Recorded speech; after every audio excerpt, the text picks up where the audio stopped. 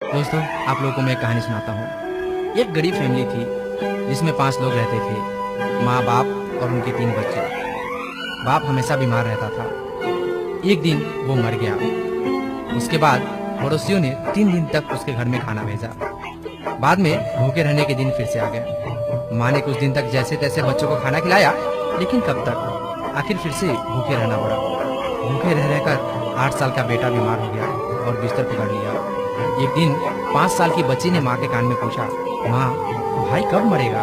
माँ ने झट से पूछा, ऐसा क्यों पूछ रही हो?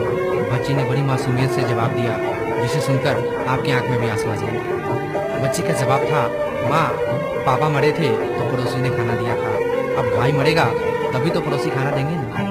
दोस्तों, खाने में गरीब का भी हक होता है। हम लोग बारात में जाते हैं, पार्टी पे जाते हैं, अपने घर में भी काफ़ी खाना बर्बाद कर देते हैं। आप लोगों से मेरी विनती होगी कि प्लीज़ उतना ही खाना अपने थाली में रखिए जितना आप खा सकते हैं। अन्न का एक दाना भी बर्बाद ना करें, क्योंकि जिस खाने को हम प्लेट में रखकर और जूठा करके फेंक देते हैं, उसको खाने के लायक बनाने में किसानों ने कितनी मेहनत की होगी, कितनी मेहनत के बाद उसको उपजाया होगा, फिर कितना मेहनत करने के बाद उसको खाने लायक बनाया होगा।